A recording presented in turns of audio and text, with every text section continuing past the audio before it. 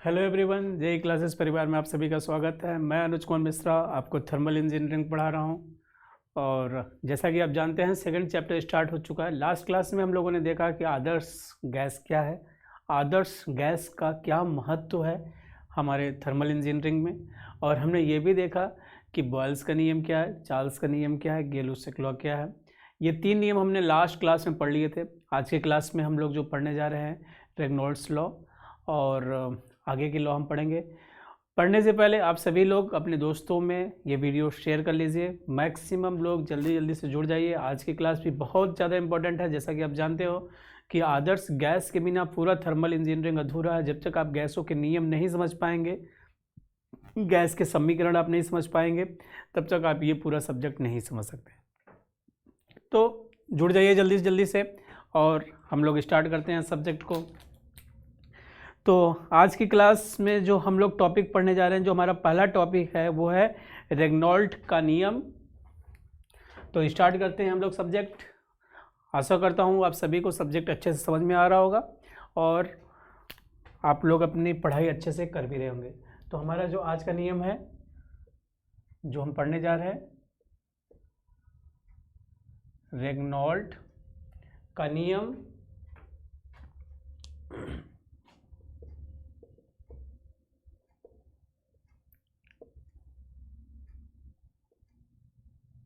रेग्नॉल्ड्स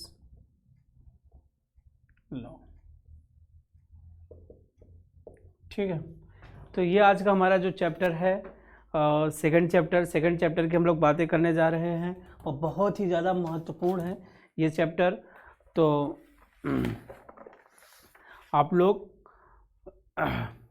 देखिए, रेग्नॉल्ड्स ने अपना एक स्टेटमेंट दिया। रेग्नॉल्ड्स ये भी स्टेटमेंट या फिर इन्होंने एक लॉ दिया। ये लॉ किसके लिए दिया है? ये लॉ दिया है आदर्श गैस के लिए, आइडियल गैस के लिए दिया है। आइडियल गैस, जैसा कि आप जानते हैं, आइडियल गैस कोई भी गैस, पूर्ण गैस को हम आदर्श गैस कह सकते हैं। लेकिन इस दुनिया में कोई भी आदर्श गैस एग्जिस्ट करता ही नहीं है। लेकिन अंडर सर्टेन कंडीशंस, कुछ निश्चित सीमा के अंदर हम गैसों को आदर्श गैस मान लेते हैं। लेकिन फिर भी हमें यह पता होना चाहिए कि आदर्श गैस होता क्या है, आदर्श गैस के नियम क्या है, कौन सा नियम आदर्श गैस के बारे में क्या अपना स्टेटमेंट दिया है, क्या उन्होंने अपने नियम दिए हैं। इन सभी को जानना बहुत ही ज़्यादा ज़रूरी है और एग्जाम में मैक्सिमम क्वेश्चंस इनसे पूछे जाते हैं। ये बेसिक्स नहीं क्लियर होने की वजह से आप सब्जेक्ट में ढेर सारी गलतियां करते रहते हैं। तो ये नियम हमें जानना जरूरी है। रेग्नॉल्ड्स लॉ की हम बात करें तो रेग्नॉल्ड्स लॉ ने बोला, इसमें कहा गया कोई भी जो आदर्श गैस है, आदर्श गैस की दो विशिष्ट ऊष्मा, जैसा कि हम जानते हैं गैस में दो विशिष्ट ऊष्मा होता है। एक होता है specific heat at constant pressure, या फिर कहें कि विशिष्ट ऊष्मा स्थिर दाब पर। दूसरा हमारे पास होता है विशिष्ट ऊष्मा स्थिर आयतन पर। और हम जानते हैं गैसेस में ये दो तरह से विशिष्ट ऊष्माएं होती हैं और ये गैसेस की जो विशिष्ट ऊष्माएं हैं, प्रेशर और टेम्परेचर के साथ ये वैरी भी करते हैं, भिन्न भिन्न भी होते हैं। किसके साथ? Vary with pressure and temperature. ये किसके लिए है? ये रियल गैस के लिए। ये पूरी की पूरी बातें हम लोगों ने जो किया कि वैरी हो रहा है, किसके साथ हो रहा है? रियल गैस के लिए, वास्तविक गैसों के साथ ऐसा होता है। लेकिन आइडियल गैस में एक्चुअली आइडियल गैस हमारी एक परिकल्पना है, जिस परिकल्पना में हम ये मान के चलते हैं कि हमारा जो आदर्श गैस है उसमें जो Cp और Cv है वो दाब और तापमान के साथ बदलेगा नहीं। और यही नियम रेग्नॉल्ड्स ने दिया, जो कि आदर्श गैस का चौथा नियम माना गया और ये बहुत ही ज़्यादा महत्वपूर्ण नियम है। तो रेग्नॉल्ड्स लॉ का स्टेटमेंट मैं आपको बताता हूँ कि इन्होंने क्या स्टेटमेंट दिया। तो आप कह सकते हैं कि यह नियम कहता है कि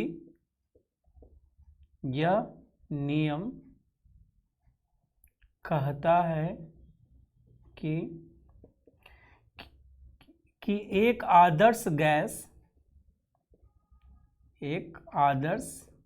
गैस, ये सभी गैसेस के लिए वैलिड नहीं है। ये आदर्श गैस, आप कह सकते हैं एक आदर्श गैस की दो विशिष्ट ऊष्माएं Cp एंड Cv, दो विशिष्ट ऊष्माएं, ये कौन से हैं? Specific heat at constant pressure and specific heat at constant value. Cp and Cv तापमान और दाब के परिवर्तन के साथ परिवर्तित नहीं होते हैं। तापमान और दाब के परिवर्तन के साथ तापमान और दाब के परिवर्तन, तापमान और दाब के परिवर्तन के साथ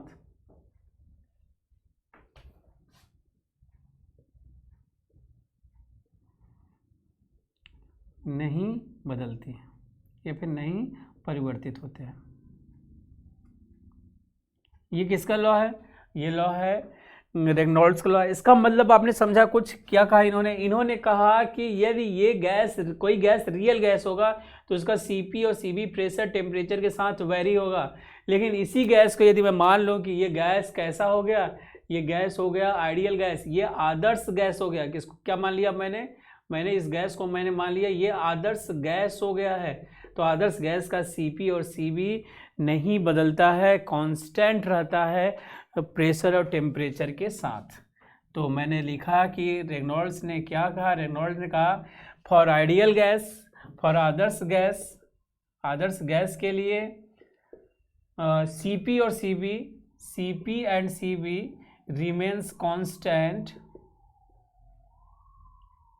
remains constant with pressure and temperature change। Pressure और टेम्परेचर चेंज हो रहा है, वो परिवर्तित हो रहे हैं, लेकिन Cp और Cv दो के दोनों कांस्टेंट है। मैं आपसे लिख भी दे रहा हूँ, Cp कांस्टेंट है, Cv भी क्या है? कांस्टेंट है, स्थिर है।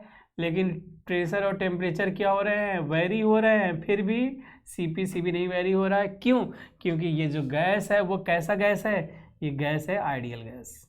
कैसा गैस है? Ideal gas.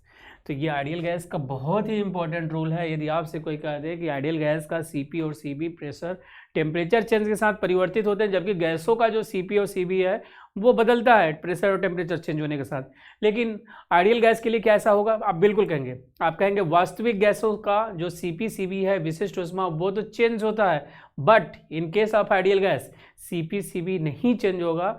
ये रेनॉल्ड्स ने एक लॉ दिया है, उस लॉ के अकॉर्डिंग हम ये मान के चलते हैं। ठीक है, तो ये हमारा फोर्थ आइडियल गैस का लॉ था। फिफ्थ हम लोग पढ़ने जा रहे हैं एवोगाड्रो का लॉ। एवोगाड्रो ने भी बहुत ही इंपॉर्टेंट एक लॉ दिया है जो कि हम पढ़ने वाले हैं। ठीक है, तो एवोगाड्रो का कहना ये था कि आप कहें कि सामान्य तापमान और दाब पर NTP पे कोई भी जो गैस है, आदर्श गैस है, उसका 1 kg कोई भी गैस है उसका जो वॉल्यूम होगा वो 22.4 मीटर क्यूब होगा। ये नियम एवोगाड्रो ने दिया और ये बहुत ही इंपॉर्टेंट नियम है, लेकिन ये वैलिड है किसके लिए? सिर्फ आदर्श गैस के लिए। क्यों? क्योंकि हम जो नियम पढ़ रहे हैं वो आदर्श गैस के नियम पढ़ रहे हैं, हम रियल गैस के लिए कुछ भी नहीं पढ़ रहे हैं। हम मान के चल रहे हैं कि हमारे सिस्टम में जो भी गैसेस होंगे वो सभी आदर्श गैस होंगे, या फिर हम मान के चल रहे हैं कि वो आदर्श गैस है, हो या ना हो, लेकिन हम मान के चल रहे हैं आदर्श गैस है। तो हमें पूरे आदर्श गैस के नियम, आदर्श गैस के जो आइडियल गैस के जो लॉ है वो हमें क्लियर होने चाहिए। तो हमने 4 नियम पढ़ लिए, 5वें नियम की तरफ हम मूव कर रहे हैं, जो नियम है एवोगाड्रो का नियम। ठीक है,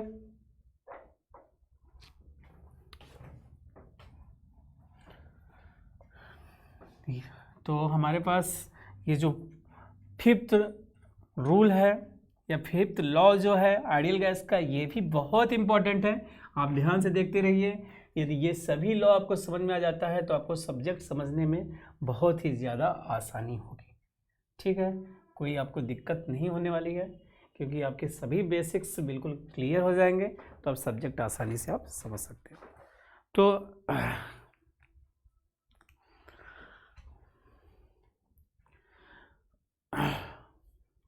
यदि आप कहना चाहें कि एवोगाड्रो ने क्या कहा, तो एवोगाड्रो ने कुछ नियम दिया। एवोगाड्रो ने कहा कि यदि मान लीजिए कि आपके पास जो गैसेस हैं, कई गैसेस हैं, और सभी गैसों की जो मात्राएं हैं वो कैसी हैं? सभी गैसेस की जो मात्राएं हैं वो समान हैं, और तापमान दाब की भी जो स्थितियां हैं वो समान हैं।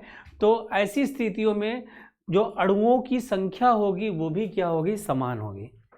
एवोगाड्रो ने एक लॉ दिया। एवोगाड्रो ने कहा कि मान लीजिए कि हमारे पास ढेर सारे गैसेस हैं, ऑक्सीजन है, नाइट्रोजन है, कुछ भी है, ढेर सारे गैसेस हैं, और सभी की जो समान मात्रा में है, मतलब 1 kg है मतलब उनका द्रव्यमान क्या है, 1 kg है।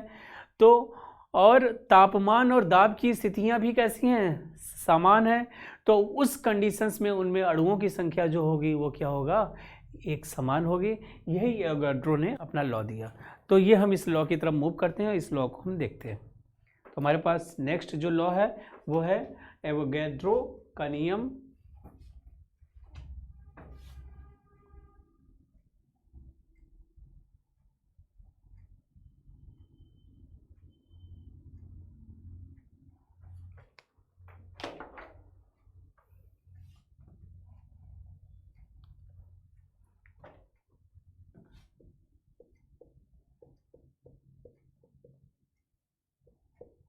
एवोगैड्रो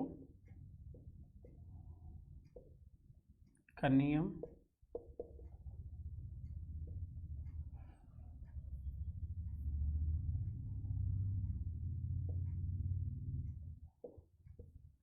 ठीक है। तो इस नियम की तरफ हम बढ़ रहे हैं। ये नियम हम देखने वाले हैं, बहुत ही इंपॉर्टेंट नियम है और बहुत ही ज़्यादा इंपॉर्टेंट लॉ है। तो ये लॉ मैं एक बार फिर सबको डिफाइन करता हूँ। लॉ कहता क्या है, लॉ सिर्फ इतना ही बोल रहा है। ये 5th लॉ है, लास्ट लॉ हम पढ़ने वाले हैं आदर्श गैस का।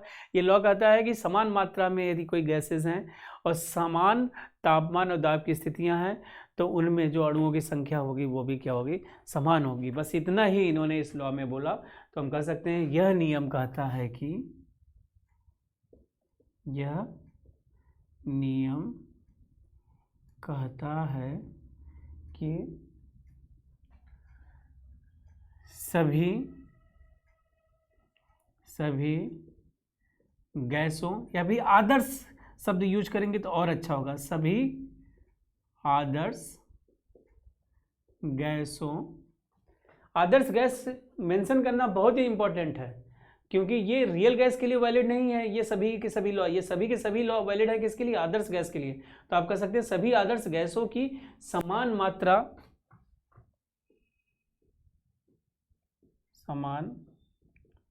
मात्रा में, मतलब उनकी मात्रा कैसी हो गई, सभी के सभी मात्रा समान है। और साथ ही साथ ये भी क्या हो, और भी क्या करें, तापमान और दाबमान की समान स्थितियों में, तापमान और दाब की समान स्थितियों में, तापमान और दाब की समान स्थितियों में अणुओं की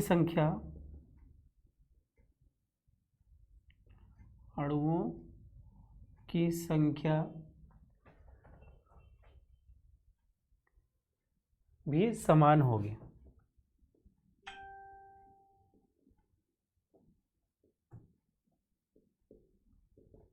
तो ये इन्होंने एवोगैड्रो ने लॉ दिया, बहुत ही इंपॉर्टेंट लॉ है। अब ये लॉ आपको समझने की ज़रूरत है। तो इसका मतलब समझ रहे हैं कि मान लीजिए कि हमारे पास ढेर सारे आइडियल गैस है, चाहे मैं मान लूँ कि हमारे पास O2 है, चाहे हमारे पास ऑक्सीजन है, नाइट्रोजन है, एयर है, ये सभी मैंने मान लिया कि ये आइडियल गैस है। यदि 1 kg आइडियल गैस ले रहे हैं तो ये लॉ कहता है कि 1 kg में जो उसका वॉल्यूम होगा वो होगा 22.4 मीटर क्यूब। ये बहुत ज़्यादा फेमस है। तो कभी कभी ऑप्शन में पूछ लिया जाता है कि एवोगैड्रो लॉ के अकॉर्डिंग यदि कोई भी आदर्श गैस है, तो आदर्श गैस है अब वो एनटीपी पे है, किसमें, नॉर्मल सामान्य तापमान और दाब की स्थिति में, किस पे है, एनटीपी पे है, नॉर्मल टेम्परेचर एंड प्रेशर पर है, तो उसमें वॉल्यूम जो होगा वो कितना होगा, तो वो ऑप्शन होता है 22.4 मीटर क्यूब। और ये एसएससी जेई का एग्ज़ाम ले लीजिए, चाहे आप कोई स्टेट जेई का एग्ज़ाम ले लीजिए, चाहे फिर आप कोई अदर स्टेट जेई का एग्ज़ाम ले लीजिए, चाहे आप कोई PSU का एग्ज़ाम ले लीजिए, वहाँ का बहुत ही फेमस क्वेश्चंस है। लेकिन आज तक स्टूडेंट को ये नहीं समझ में आता ये बातें होती कैसे हैं, ये 22.4 आया कैसे। आज की क्लास में हम ये देख लेने वाले हैं ये 22.4 कैसे आ रहा है। तो सबसे पहले आप स्टेटमेंट पे एक बार गौर करिएगा। स्टेटमेंट इन्होंने कहा, यह नियम कहता है सभी आदर्श गैसों की समान मात्रा में तापमान, समान मतलब 1 kg सभी है, तापमान और दाब की समान स्थितियों में, मतलब नॉर्मल टेम्परेचर प्रेशर पे है, अणुओं की संख्या भी समान होगी, मतलब 1 kg का सभी का वॉल्यूम 22.4 आएगा इस कंडीशंस में। ये किसने लॉ दिया? यदि आपसे कोई बोल दे 22.4 होता है 1 kg का वॉल्यूम आदर्श गैस के लिए एनटीपी पर, तो ये स्टेटमेंट किसने दिया था? आप कहेंगे according to the Avogadro law. ठीक है, ये डिफरेंट टाइप से एग्जाम में पूछे जा सकते हैं और आपको ये आना चाहिए। ठीक है, तो ये स्टेटमेंट आपने नोट कर लिया। स्टेटमेंट नोट करने के बाद हम आगे अब इसको 22.4 हम प्रूफ करने जा रहे हैं कि ये हम कैसे ले आएंगे, उसकी हम बातें करने जा रहे हैं।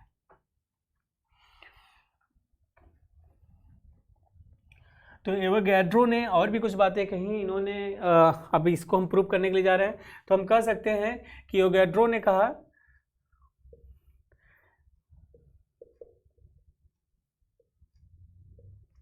एवोगैड्रो लॉज के अनुसार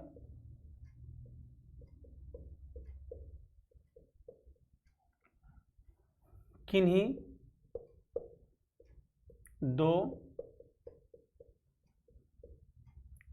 दो गैसों का घनत्व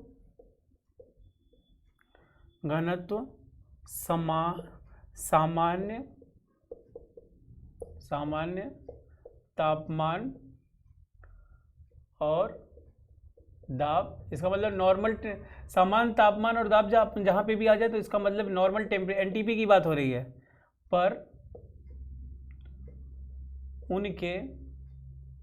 उनके आणविक द्रव्यमान,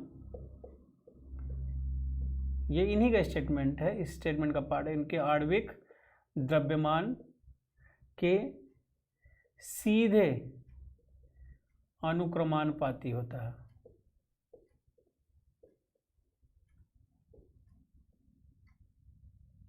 सीधे अनुक्रमानुपातिक होता है। ये एवोगैड्रो का ही स्टेटमेंट का पार्ट है, ये इन्होंने बोला। ठीक है, अब एनटीपी भी आप देखना चाहिए। मान लीजिए कि मैं बात कर लूँ एयर फॉर एयर की, या फिर ऑक्सीजन के लिए बात कर लीजिए। मैंने बोला फॉर ऑक्सीजन, किसके में मैंने बोल दिया? फॉर ऑक्सीजन के लिए एनटीपी पर एट एनटीपी का मतलब समझ रहे हैं, नॉर्मल सामान्य तापमान और दाब। ऑक्सीजन के लिए बातें चल रही हैं, तो सामान्य तापमान और दाब का मतलब होता है कि जो तापमान टेम्परेचर है वो कितना, आपने मान लिया 0 डिग्री सेल्सियस होता है, और आपका जो प्रेशर है वो कितना हो गया 1.01325 बार। ठीक है, तो ये हमारे पास प्रेशर हो गया।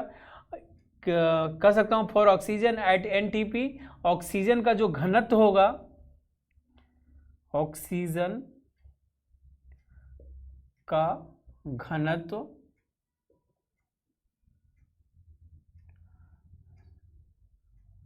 जो होगा वो कितना है जानते हैं? 1.429 मीटर क्यूब पर केजी। ठीक है, तो सामान्य तापमान और दाब पर कोई ऑक्सीजन है जो कि आदर्श गैस जैसा मैं उसे मान के चल रहा हूँ, उसका जो घनत्व है वो है 1.429 मीटर क्यूब पर केजी।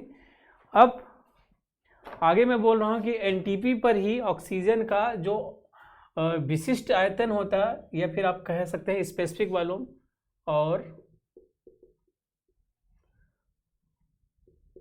एनटीपी मतलब नॉर्मल टेम्परेचर प्रेशर, सामान्य तापमान दाब, एनटीपी पर ऑक्सीजन का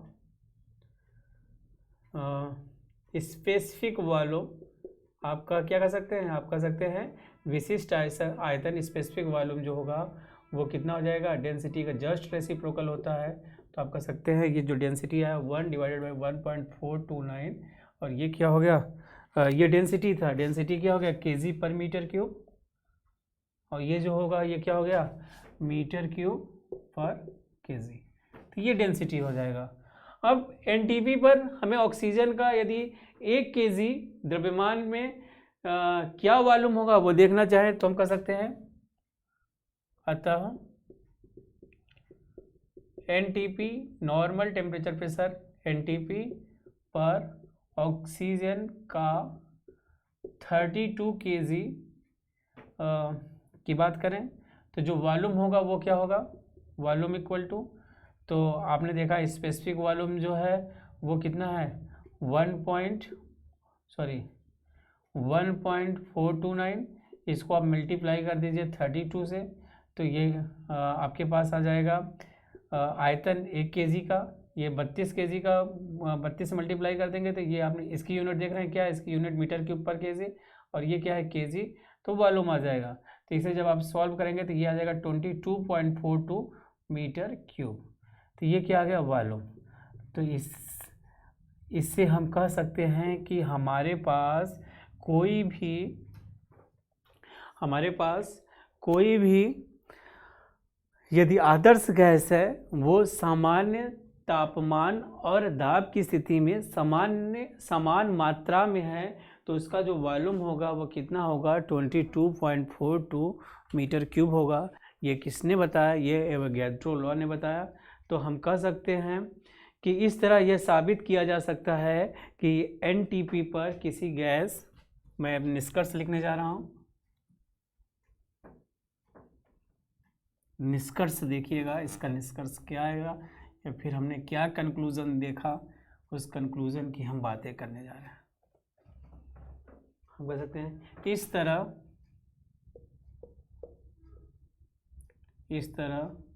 यह साबित किया जा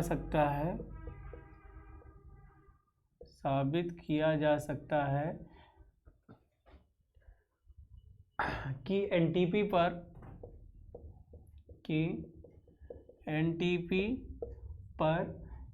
किसी भी गैस का 1 kg 22.4 मीटर क्यूब होता है। वॉल्यूम उसका आयतन जो है। तो ये हमारे पास कंक्लूज़न आ गया है इस पूरे लॉ का, जो कि बहुत ही ज़्यादा इम्पोर्टेंट है। तो आपने यहाँ पे टोटल 5 लॉ देखा। आपने सबसे पहला आपने कौन सा लॉ देखा, आपने देखा बॉयल्स लॉ, आपने देखा चार्ल्स लॉ। यदि मैं आपसे बोलूं बॉयल्स लॉ क्या कहता है, यदि मैं एक साथ सभी बातें यदि आपसे बोलूं कि आपने किस लॉ से क्या सीखा, किस लॉ ने आपको क्या बातें बताई, तो आप देखिएगा क्या बातें हो रही हैं।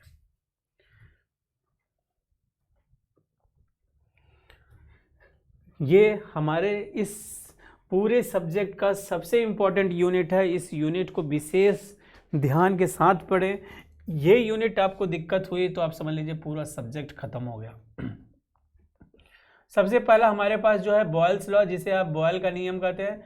बॉयल्स लॉ ने क्या बताया, बॉयल्स लॉ ने एक एक्सपेरिमेंट किया था, वो किसके लिए किया था, कांस्टेंट टेम्परेचर के लिए। फिर दूसरा यदि मैं बात करूं चार्ल्स लॉ का, तो चार्ल्स लॉ ने क्या किया था, इन्होंने एक एक्सपेरिमेंट बताया कांस्टेंट प्रेशर के लिए। फिर यदि मैं बात करूं गे-लुशैक लॉ के लिए, गे-लुशैक लॉ, तो इन्होंने एक्सपेरिमेंट किया था कांस्टेंट वॉल्यूम के लिए। फिर यदि मैं बात करूं रेग्नॉल्ड्स लॉ की, तो रेग्नॉल्ड्स लॉ ने बताया कि Cp एंड Cv जो है वो क्या है, वो है कांस्टेंट। फिर यदि मैं बात करूं एवोगैड्रो लॉ का, Avogadro law of ideal gas, तो इन्होंने बताया कि 1 kg का जो वॉल्यूम है वो 22.4 मीटर क्यूब है। किस कंडीशंस पर, जब यदि आपका आदर्श गैस एनटीपी पर है, एनटीपी मतलब सामान्य तापमान और दाब की स्थिति में है, तो 1 kg का जो वॉल्यूम होगा वो कितना होगा, 22.4। ये टोटल 5 लॉ है जो कि आदर्श गैस के 5 नियम कहलाते हैं, और इनको आपने बहुत अच्छे से कंप्लीट किया। यदि मैं और भी कुछ बातें बोलना चाहूँ, तो यदि आप यहाँ पे देखना चाहें, अब पूरे रिलेशंस की बातें करें तो रिलेशंस भी आप आसानी से देख सकते हैं। Pv=mRT होता है, और उस रिलेशन से आप इसको डिवाइड करते हुए चीज़ों को समझ सकते हैं। तो इन सभी को बहुत ही ध्यान से आप रिवाइज करिएगा, और ये 5 के 5 लॉ आपको समझ में आने चाहिए। अब हम बात करने जा रहे हैं यूनिवर्सल गैस कांस्टेंट की। यूनिवर्सल गैस कांस्टेंट क्या होता है, और यूनिवर्सल गैस कांस्टेंट का कैरेक्टरिस्टिक्स गैस कांस्टेंट के साथ क्या संबंध है। यूनिवर्सल गैस कांस्टेंट को आप सार्वत्रिक गैस स्थिरांक भी कहते हैं, और आपका जो गैस कैरेक्टरिस्टिक गैस कांस्टेंट है उसे आप चारित्रिक गैस स्थिरांक कहते हैं। ठीक है, तो यूनिवर्सल गैस कांस्टेंट और कैरेक्टरिस्टिक्स गैस कांस्टेंट, ये दो के दोनों बहुत इंपॉर्टेंट हैं। इनका आपस में क्या संबंध होते हैं, कैसे इन्हें देखना है, तो इसकी बातें हम लोग आगे कर रहे हैं। तो इसे मैं इरेज करता हूँ।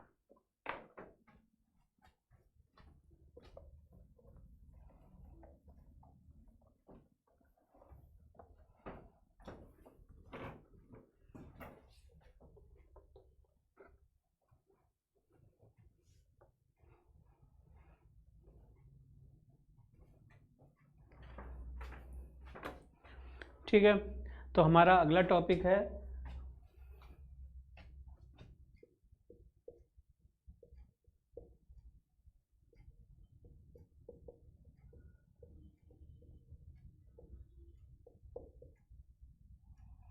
सार्वत्रिक गैस स्थिरांक, जिसे आप बोलते हैं यूनिवर्सल गैस कांस्टेंट। बहुत ही इम्पॉर्टेंट है, और जैसा कि आपने 12th में भी देखा होगा, इसके बारे में ढेर सारी आपने बातें पढ़ी होंगी। तो यूनिवर्सल गैस कांस्टेंट एक्चुअली में जो है, इसको आप कह सकते हैं ये दो का गुणनफल है। इसे आप दो सिंबल से डिनोट करते हैं, आर यू से या आर बार से। यदि मैं आर यू से डिनोट करूँ कि यूनिवर्सल गैस कांस्टेंट जो है, ये जो है मॉलिक्यूलर वेट और गैस कैरेक्टरिस्टिक कांस्टेंट का क्या होता है, गुणनफल होता है। ठीक है, तो सबसे अच्छी बात, मैं आपको एक इम्पॉर्टेंट बात बताऊं कि इस दुनिया में किसी भी गैस का कैरेक्टरिस्टिक्स गैस कांस्टेंट हम बहुत ही आसानी से कैलकुलेट कर सकते हैं, निकाल सकते हैं। ये एक जादू है। क्यों? क्योंकि हमें मालूम है कि यूनिवर्सल गैस कांस्टेंट जो होता है 8.314 किलो जूल पर केजी केल्विन होता है। यदि हम इसको मॉलिक्यूलर वेट से यदि मैं डिवाइड कर दूं ना, यूनिवर्सल गैस कांस्टेंट को मॉलिक्यूलर वेट से किसी भी गैस से डिवाइड कर दूं, तो वो बन जाता है उसका कैरेक्टरिस्टिक्स गैस कांस्टेंट। अब ये तो मुझे सभी पता है कि पूरे गैस के लिए ये यूनिवर्सल वैल्यू है, ये हमेशा सेम है। चेंज क्या हो रहा है? चेंज हो रहा है मॉलिक्यूलर वेट। और आपको पूरा जो केमिस्ट्री में आपका जो एलिमेंट्स होता है, उस एलिमेंट्स का एटॉमिक नंबर और एटॉमिक वेट तो आपको याद ही होगा। जैसे आपने देखा होगा हाइड्रोजन को हिंदी में, मैं आपको बताऊं, hydrogen 1, helium 2, lithium 3, barium 4, boron 5, carbon 6, nitrogen 7, oxygen 8, fluorine 9, neon 10, sodium 11, magnesium 12, aluminium 13, silicon 14, phosphorus 15, sulphur 15, sulphur 16, chlorine 17, argon 18, potassium 19, calcium 20, scandium 21, titanium 22, vanadium 23, chromium 24, manganese 25, iron 26, cobalt 27, nickel 28, copper 29, zinc 30। तो ये पूरा steam table मुझे लगता है कि आपको याद होगा। तो इंजीनियरिंग करने के पहले आपको 12th या फिर 10th में आप आते हैं, तो ये चीज़ें आपको रिमेंबर होनी चाहिए। तो जैसे एटॉमिक नंबर को आप जस्ट डबल के आसपास करते हैं तो एटॉमिक वेट निकल आता है। तो एटॉमिक वेट से आप इसको डिवाइड कर देंगे तो यहाँ पे आपको क्या हो जाएगा, गैस कांस्टेंट पता चल जाएगा। ठीक है, तो हम बातें कर रहे हैं universal gas constant. Universal gas constant यहाँ पे देख रहे हैं कि मॉलिक्यूलर वेट और गैस कांस्टेंट को जब हम मल्टीप्लाई कर देते हैं, या इन दोनों का गुणनफल जो है वो यूनिवर्सल गैस कांस्टेंट है। और इसी से हम इसकी परिभाषा दे सकते हैं। तो हम इसकी परिभाषा देना चाहेंगे हम लोग कि क्या है यूनिवर्सल गैस कांस्टेंट। देखते हैं, हमने यूनिवर्सल गैस कांस्टेंट ने कहा कि यह गैस की सार्वत्रिक गैस स्थिरांक या फिर मोलर स्थिरांक भी इसे कहते हैं। यह गैस की सार्वत्रिक गैस स्थिरांक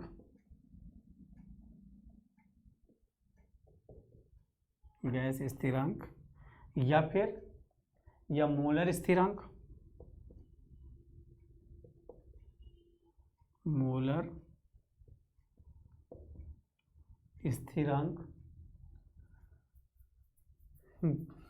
गैस स्थिरांक और गैस के आणविक द्रव्यमान का गुणनफल होता है। गैस स्थिरांक और गैस के आणविक द्रव्यमान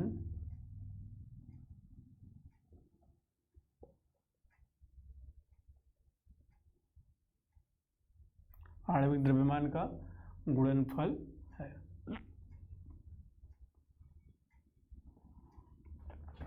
ठीक है। यहाँ पे मैं और आगे बातें करूँ तो मैं कहूँगा सार्वत्रिक गैस स्थिरांक यूनिवर्सल गैस कांस्टेंट को डिनोट करते हैं या रिप्रेजेंट करते हैं RU या R से, और यहाँ पे आपने देखा है सार्वत्रिक गैस स्थिरांक इक्वल टू आणविक द्रव्यमान इनटू गैस स्थिरांक। तो यहाँ पे मैं आपसे लिख भी दे रहा हूँ कि RU जो है या फिर R बार जो है ये क्या है, सार्वत्रिक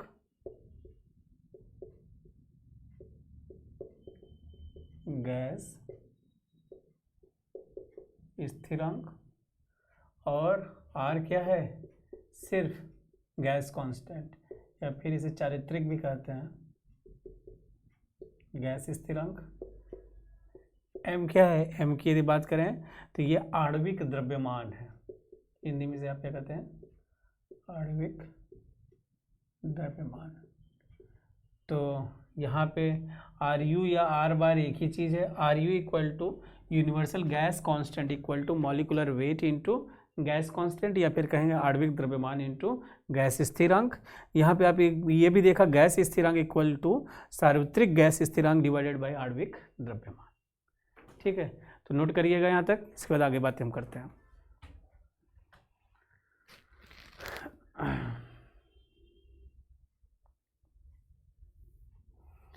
यदि अब हम किसी भी गैस की बातें करें, यहाँ तक हमें बातें समझ में आ गई, यदि हम किसी भी गैस की बातें करें कि हमारे पास ढेर सारे गैसेस हैं, मान लीजिए सभी के सभी आइडियल गैस, सभी के सभी गैसेस का आप जानते हैं कि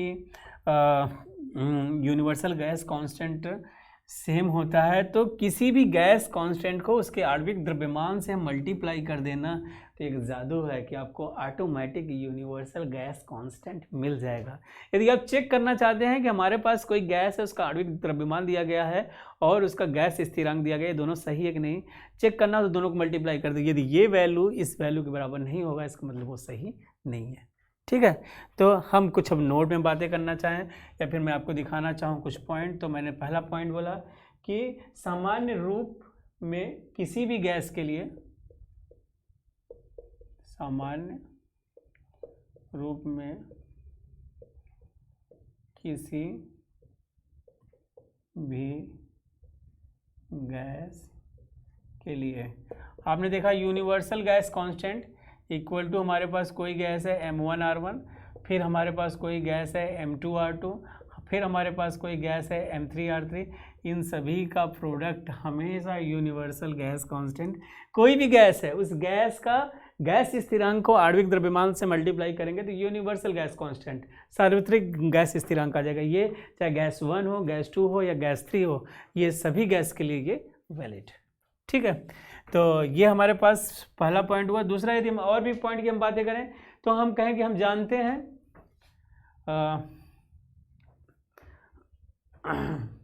कि PV इक्वल टू क्या होता है, MRT।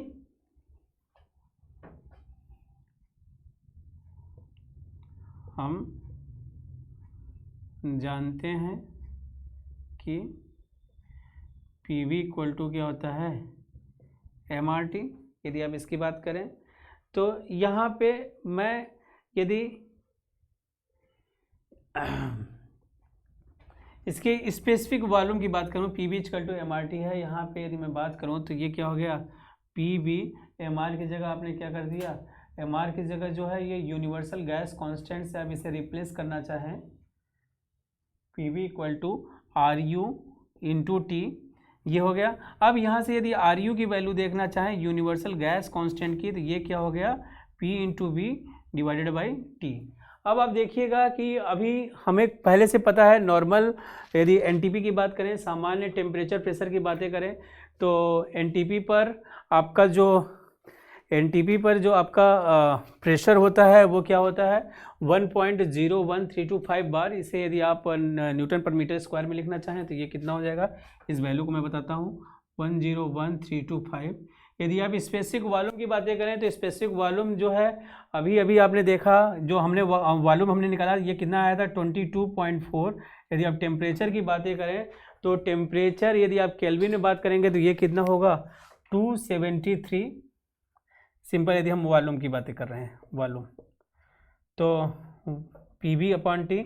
Universal gas constant actually में हम कैलकुलेट करना चाहते हैं, किसके बिहाफ से कैलकुलेट करना चाहते हैं या फिर कैसे कैलकुलेट करना चाहते हैं, वो हमने देखा अभी तक, एवोगैड्रो को देखा लॉ, और एवोगैड्रो के लॉ में हमने ये पता चला वॉल्यूम यदि सामान्य तापमान और दाब पर है तो वो वॉल्यूम 22.4 के बराबर होगा, उसकी हम बातें कर रहे हैं। और यदि हम बात करें 1.01325 बार था, लेकिन इसे हम न्यूटन पर मीटर स्क्वायर पे हमने पुट कर दिया, इसको हमने केल्विन में, क्योंकि ये एब्सोल्यूट प्रेशर बात कर रहे हैं, एब्सोल्यूट टेम्परेचर की बात कर रहे हैं, वॉल्यूम की बात कर रहे हैं। जब हम इसको डिवाइड करेंगे तो ये हमारे पास जो वैल्यू आएगी, यही वैल्यू यूनिवर्सल गैस कांस्टेंट की बात होती है। ये वैल्यू आएगा एग्जैक्टली 831, इसे सॉल्व करेंगे तो 8313846, जिसे आप क्या कहते हैं 8.314, इसे आप किलो जूल पर केजी केल्विन कहते हैं। यही हमारा आता है यूनिवर्सल गैस कांस्टेंट। क्या आता है ये?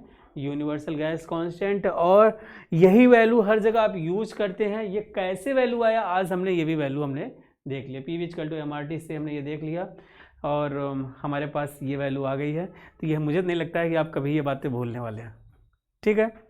तो यहाँ यूनिवर्सल गैस कांस्टेंट की वैल्यू 8.314 कैसे होता है, हमने आज इस बात को भी देखा, ये भी बहुत ज़्यादा इंपॉर्टेंट बात था। अब दूसरी बात हम यदि ये देखें कि यदि हम कहना चाहें, हम कहें कि हम जानते हैं कि हमारा जो यूनिवर्सल गैस कांस्टेंट है और गैस कांस्टेंट के बीच में जो रिलेशंस है वो हमने देख लिया है। और कभी कभी एग्जाम में ये पूछा गया है कि मान लीजिए कि किसी गैस का मॉलिक्यूलर वेट बढ़ रहा है तो उसके गैस कांस्टेंट पे क्या असर पड़ेगा। तो ये रिलेशंस आप दिखाना चाहते हैं, तो जानना चाहते हैं, आपको पता होना चाहिए। RU इक्वल टू, अभी आपने देखा है M इंटू क्या होता है R, तो R की बात करें तो ये क्या हो गया RU अपॉन M। यदि किसी भी गैस का मॉलिक्यूलर वेट बढ़ेगा तो उसका गैस कांस्टेंट क्या होगा, घटेगा, क्योंकि ये तो अपने आप में कांस्टेंट है, इस पर तो कोई फर्क पड़ने ही वाला नहीं है। फर्क यदि पड़ने वाला है तो किस पे, गैस कांस्टेंट पे पड़ने वाला है। तो आपने ये रिलेशंस देख लिया, ठीक है। तो ये हमने यहाँ तक बातें कर लिया। और कुछ यदि मैं बातें कहूँ CP CB R इन सब की है, तो हम आगे भी देखने ही वाले हैं कि CP क्या है, CB क्या है, R क्या है। और अगली क्लास में हम ये भी देखने वाले हैं कि आदर्श गैस का जो इक्वेशंस PV=MRT आपने लिखा, ये कैसे लिखा, क्यों लिखा और कैसे आया, ये सभी बातें हम नेक्स्ट क्लास में डिस्कस करने वाले हैं। तो आप लोग लगातार वीडियोस देखते रहिए और अपने दोस्तों में शेयर भी कीजिए। और कोई डाउट होता है तो आप टेलीग्राम ग्रुप पे, डाउट ग्रुप में आप अपने डाउट को डालिएगा। और आपको नोट्स चाहिए तो टेलीग्राम चैनल से आप नोट्स को डाउनलोड कर सकते हैं। टेलीग्राम चैनल का जो लिंक है वो हमारे डिस्क्रिप्शन बॉक्स में दिया गया है, वहाँ से आप उसको डाउनलोड कर सकते हैं। बाकी आपको अगली क्लास में जो मैं बताने वाला हूँ, अगली क्लास में हम लोग बहुत ही महत्वपूर्ण टॉपिक पढ़ने वाले हैं और आपको मज़ा आ जाएगा कुछ अलग ही नज़रिए से कि एक्चुअली में आइडियल गैस होता क्या है। हम अगली क्लास में देखने वाले हैं कि आइडियल गैस के इक्वेशंस क्या क्या हो सकते हैं, क्यों होते हैं और कैसे होंगे, इनकी हम बातें करेंगे। आइडियल गैस के इक्वेशंस देखने के बाद हम देखेंगे CP और CB, specific heat at constant pressure, specific heat at constant volume, जो आदर्श गैस के दो CP CB हैं, इनके बीच में, और साथ ही साथ गैस कांस्टेंट जिसे आप कहते हैं गैस स्थिरांक, इनके बीच में क्या संबंध होगा। गामा के साथ जो कि एडियाबैटिक या फिर आप कहेंगे रेशियो ऑफ स्पेसिफिक हीट जो है गामा, उसके साथ इनका क्या संबंध होगा, ये सभी बातें हम लास्ट क्लास में देखेंगे। और आज के क्लास के लिए बस इतना ही, और लगातार आप बने रहिए, देखते रहिए। धन्यवाद।